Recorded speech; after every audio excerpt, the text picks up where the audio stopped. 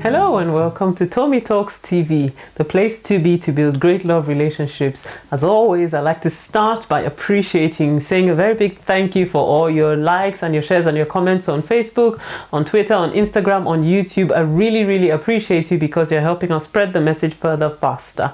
So thank you very much indeed. Now today I'm going to be taking one of your questions and it goes like this. Please, could you address the issue of newly wedded couples, challenges, what to expect, how to adjust, and so on? Now, this is an excellent question. In fact, thinking about this question, I thought, well, maybe I would do a longer series at some point in time. But to answer your question today, there are three key things that I will suggest to you that will help you as you enter into the new state of being married to someone else. The first of them is this: expect surprises. So the relationships that are most resilient and that usually make it for the longest are relationships where the two people that enter into the relationship actually expect surprises as they enter into the relationship. Relationships where people expect everything to fall into place automatically, where they expect everything to work out from day one, those are usually the relationships that face the greatest amount of challenges, because the reality is this: there will be surprises. Regardless of how long you've known this person, there will be surprises. I courted my husband for 7 years and there were still surprises. Some things that I did that were a surprise to him. There were some things that he did that were a surprise to me, and there was still that process of learning how to deal with those surprises. So I also find that maybe for newly married couples, one of the biggest surprises that women usually confront when they get married to their husbands is just how important sex is to a man.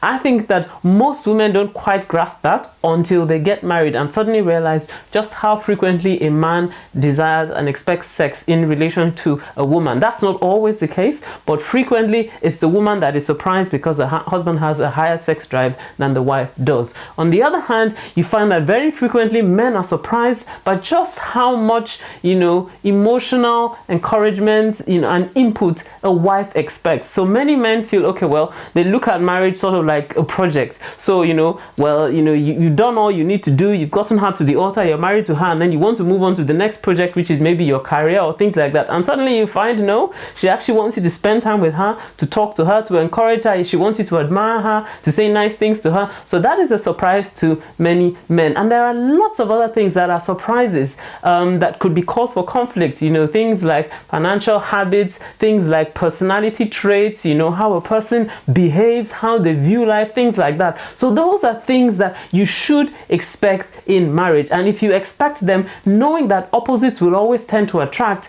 then that puts you in a better position to be able to deal with them, which is my next point, which is deal with your differences. Now that you've found all the surprises and you've recognized that there are differences between the two of you, how are you going to deal with those differences? Because that is what is going to make the difference between success and failure in your marriage. So there are generally three ways that people tend to deal with differences in a relationship. The first is to adapt. So when you adapt, you recognize that, well, this person is different from me. So their needs are different from mine, their desires are different from mine, their views are different from mine, and you just adapt because there are certain things about them that you have to accept wholeheartedly, because you cannot come from the position that, well, the way I want it is the way and that's the way it's supposed to be. No, you have to recognize that that person is different. So you've got to be prepared to adapt to how they're different from you. So for instance, I say if your spouse wants sex more frequently than you do, then that's something you need to adapt to. You need to step up your game, because usually in that area particularly,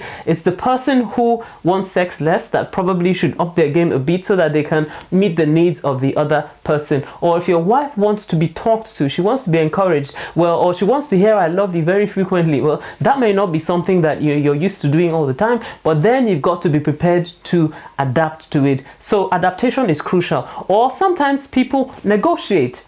And there are some things in marriage that you need to negotiate. So for instance, now that you're married, all your finances are coming together and have become one. That's the way it should be in marriage. So now you need to talk about, well, how do we manage our finances? How are we going to spend, how are we going to apportion our finances? How are we going to maybe support family and things like that? Because maybe before you were married, you could send money to your parents without thinking about it or talking to anybody about it. But now you've got to negotiate and discuss these things with your spouse. Or maybe you could just go out to the shops and just buy things without thinking about them. But now that you're married, you've got to negotiate to know, okay, just how much can I spend without talking to my wife or talking to my husband about it. And you kind of negotiate your way through things like that. Or maybe it's things like, well, how are we going to spend the holidays? If there's a special occasion like Christmas and all that, do we spend them with his family? Do we spend them with her family? How exactly are we going to handle those things? So you've got to negotiate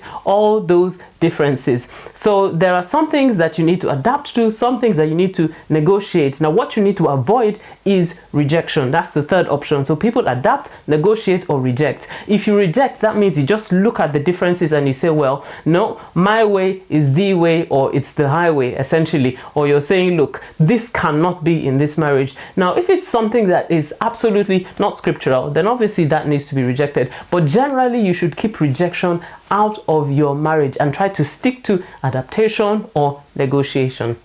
So those are the three ways in which you deal with differences. And then the last of them is this: you've got to learn how to constructively manage conflict. So in every marriage there will be conflict, and usually if your courtship has been relatively harmonious, the first conflict you have is a big shock. It's like all of a sudden, wow, what happened here? You start to wonder, well, did I actually make a mistake in getting married and all that? Every relationship will have conflict, every marriage will have conflict, but how are you going to deal with the conflict? That's the question. Ideally, if you have spent your courtship time properly, then you should have already started the process of learning how to deal with conflict constructively, how to talk through situations, how to communicate. Because unfortunately sometimes people just enter into marriage without thinking about how to deal with conflict, and within the first few years of marriage they do so much damage to each other by the things they say and the way they behave in conflict situations, that it hurts the marriage, and then it takes a long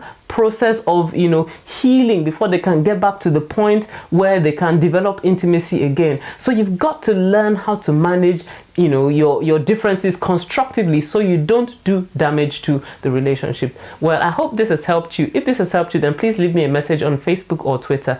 And if you've got a question you would like me to answer, then head on over to tommytalks.com/ask and I'll answer your question next time. See you next time. Bye bye.